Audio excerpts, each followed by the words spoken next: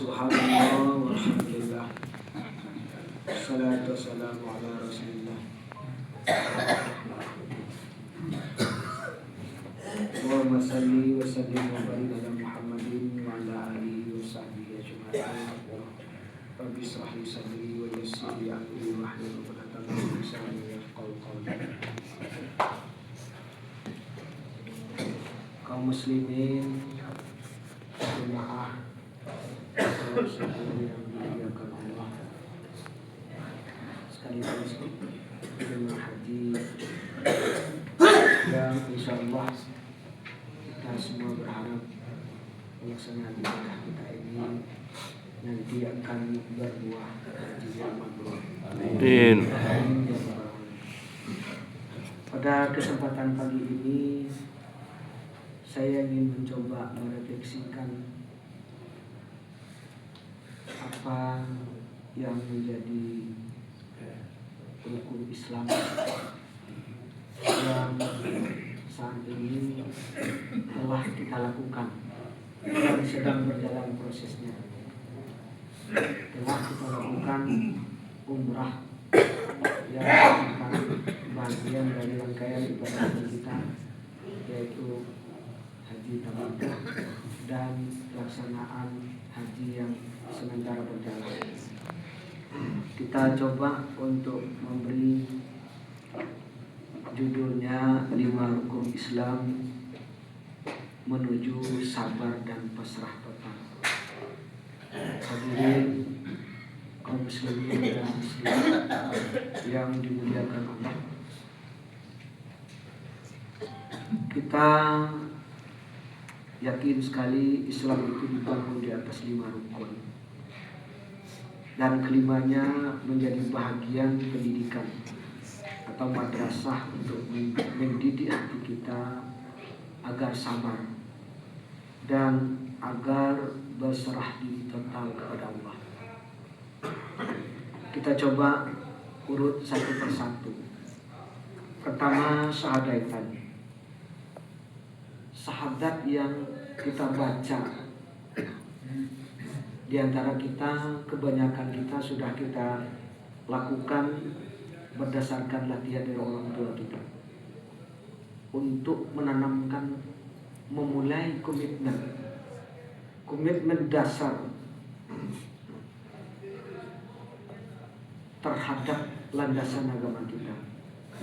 Dan beberapa di antara kita adalah menjadi bahagian hidayah yang diberikan oleh Allah di perjalanan hidup kita, sehingga kita disebut sebagai mualaf dan lalu kemudian memegang komitmen tersebut.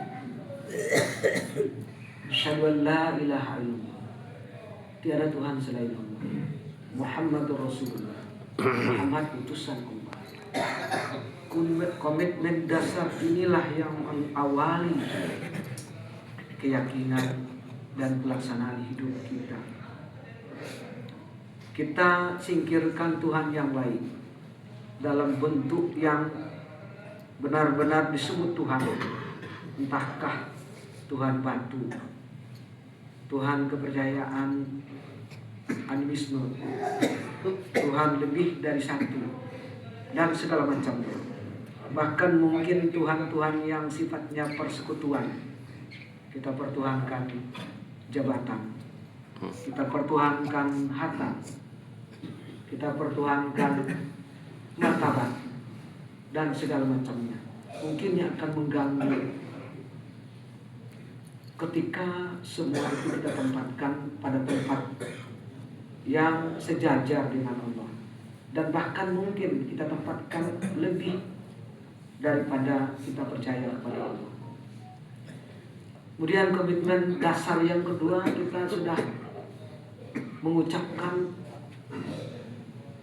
Muhammad Rasulullah, Nabi kita, Rasul Allah, yang membawa berbagai hal pelajaran penting, baik bentuknya pelajaran berupa aturan hidup, berupa pengabdian, dan bahkan secara total berupa akhlakul karimah.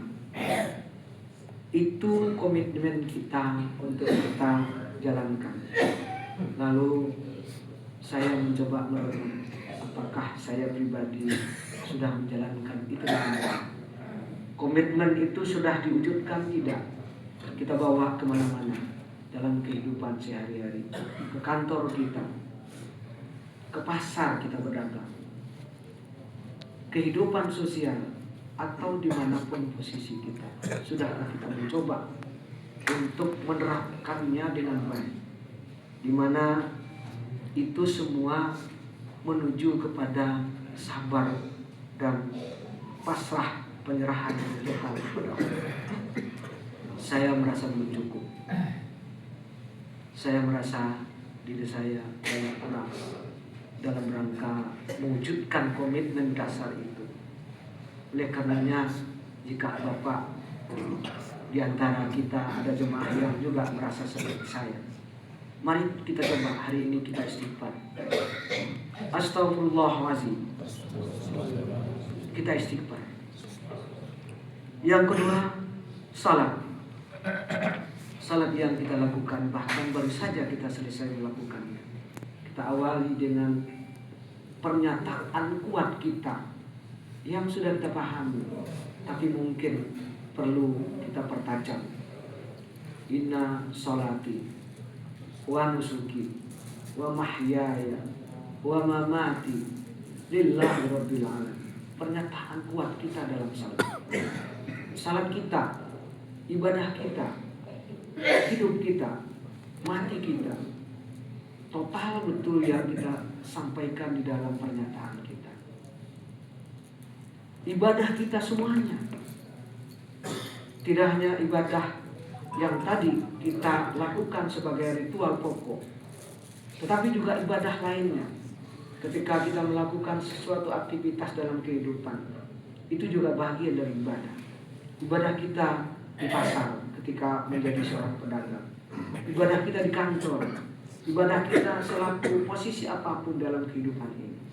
Sudahkah itu total menjadi bagian yang sasaran ujungnya adalah endingnya pasrah kepada Allah?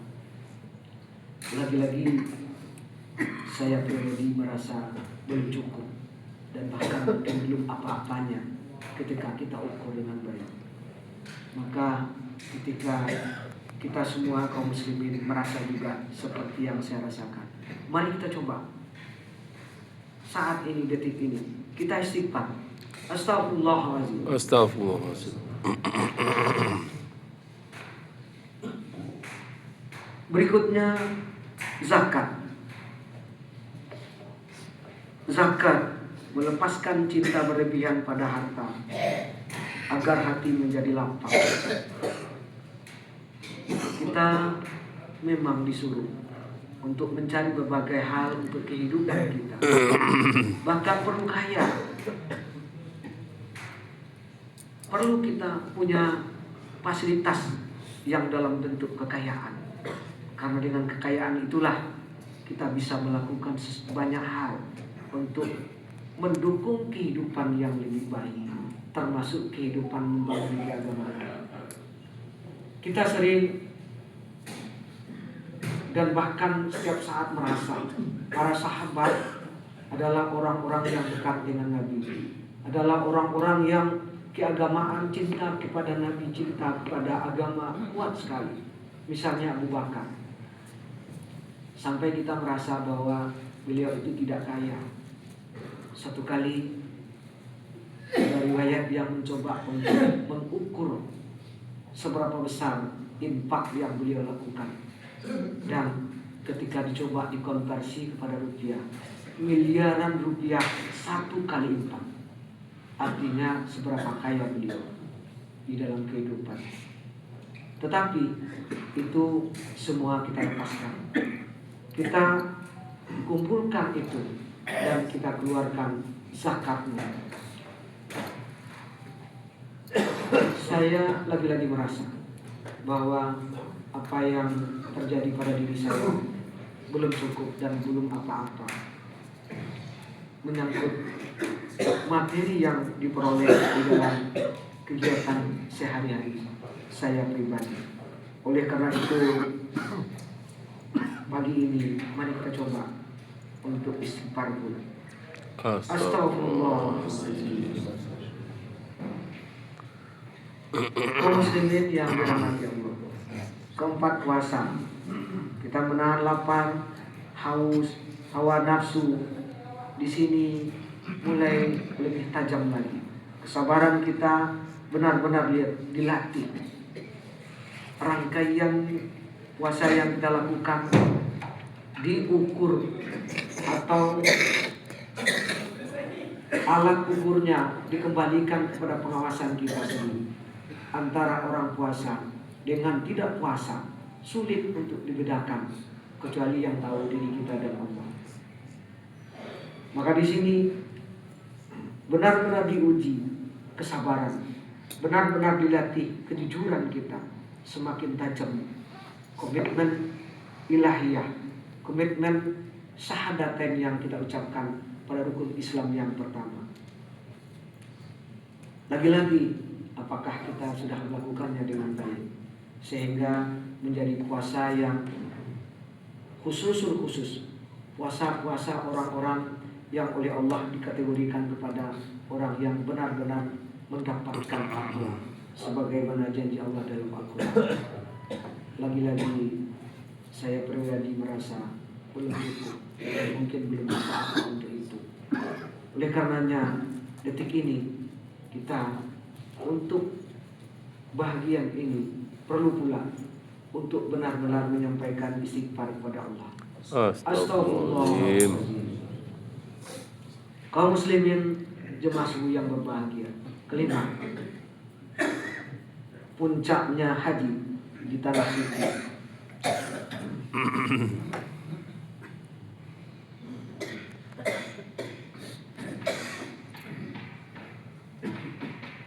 Kita hari ini merasakan dan insya Allah beberapa hari lagi berada pada puncaknya. Sampai saat ini saja kita sudah merasakan seberapa panasnya kondisi dibandingkan panas situasi di tanah air. Berapa lelahnya kita dan berapa berdesak-desakannya keadaan kita pada saat pelaksanaan umrah kemarin yang kita lakukan. Jauh dari keluarga, tidak ada yang bisa kita lakukan kecuali sabar dan menyerahkan diri sepenuhnya kepada Allah. Maka tentu kita yakin bahwa haji bukan sekedar perjalanan fisik. Haji adalah latihan terakhir agar kita pulang membawa hati yang lebih sabar, lebih ikhlas, lebih siap menyerahkan segala sesuatu hanya kepada Allah Rabbul Alamin. Amin. Coba kita lihat haji sesungguhnya bagian yang nampak jelas dari berbagai kejadian pada Rasulullah dan keluarganya. Misalnya betapa sa'i dilakukan oleh awalnya Siti Hajar, istri Rasulullah Ibrahim setelah melahirkan anaknya Ismail. Dalam riwayat kita tahu mendengar air, dan air itu sangat dibutuhkan oleh beliau pada saat habis melahirkan. Lalu karena tidak melihat di sekitarnya, beliau berupaya mencarinya ke arah Safa. Kemudian pada bukit itu kedengarannya air itu tidak di sekitar itu, melainkan di sekitar arah yang terbalik. Beliau berbalik dan berlari lagi menuju Marwah. Hal yang serupa juga terjadi setelah 7 kali berputar sebagaimana kita lakukan kemarin. Maka beliau sudah berhenti untuk melakukan usaha. Setelah ada niat, setelah ada upaya yang sungguh-sungguh, maka di balik usaha itu, di balik upaya itu, maka dikunci dengan menyerahkan diri kepada Allah. Tawakkal ala Allah. Beliau serahkan diri kepada Allah. Dan begitu berserah diri, beliau kembali ke tempat asal di mana beliau melahirkan Ismail. Dan ketika itu apa yang terjadi? Air yang beliau cari ternyata ada di sekitar tempat beliau melahirkan anak tadi. Pasrah yang sesungguhnya, maka berbuah kepada apa yang tidak bisa kita sangka. Min haitsu la yahtasib. Kaum muslimin jemaah yang berbahagia, kalau kita lihat rangkaian ibadah haji yang lainnya, hal-hal yang hampir serupa terjadi. Seperti apa godaan dan tantangan yang terjadi pada Nabi Ibrahim ketika diperintahkan menyembelih anaknya Ismail. Tidak masuk akal. Tetapi ketika semuanya pasrah, Ibrahim pasrah dengan perintah itu, Ismail anaknya pasrah dengan perintah itu, istri beliau Siti Hajar pasrah dengan perintah itu, dan melewati berbagai hal godaan setan yang kemudian dibakukan dalam bentuk melempar jumrah yang kita lakukan insyaallah pada hari haji nanti. Semuanya dilewati dengan baik. Dan endingnya apa? Ketika kepasrahan total itu terjadi, maka lagi-lagi Ibrahim, Ismail dan keluarga beliau menemukan sesuatu yang di luar nalar manusia. Min haitsu la yahtasib. Dan ternyata itu pengorbanan yang dilakukan tidak berakibat seperti yang dibayangkan sebelumnya. Beliau membayangkan akan kehilangan Ismail, ternyata tidak. Ismail membayangkan akan kehilangan nyawanya, ternyata tidak. Kehidupan berlanjut dengan baik, tetapi pengorbanan sudah berlanjut.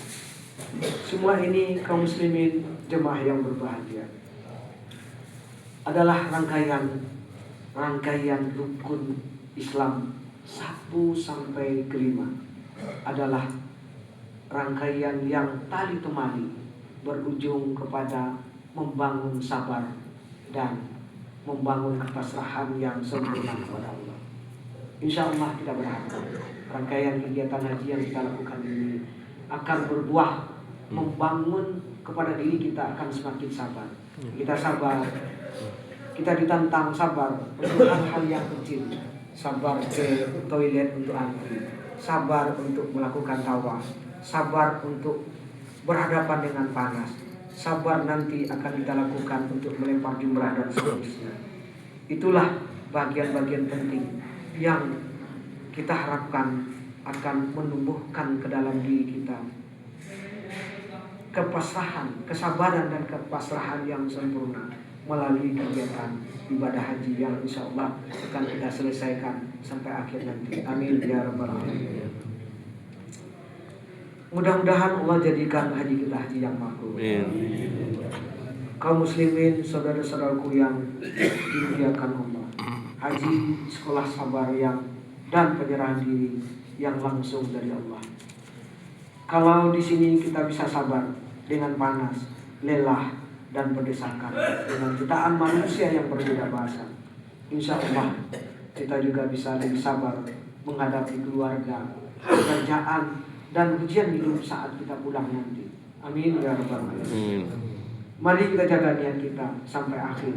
Semoga Allah menerima ibadah haji kita, mengampuni dosa-dosa kita, dan menjadikan kita hamba yang lebih sabar, lebih ikhlas dan berhati lapang. Ya Allah, jadikan haji kami haji yang mabrur, dan pulangkan kami dalam keadaan selamat, dengan hati yang bersih, seperti bayi yang baru lahir. Amin ya rabbal alamin. Mungkin itu yang bisa saya sampaikan pada kesempatan ini. Wabillahi taufiq hidayah. Assalamualaikum warahmatullahi wabarakatuh.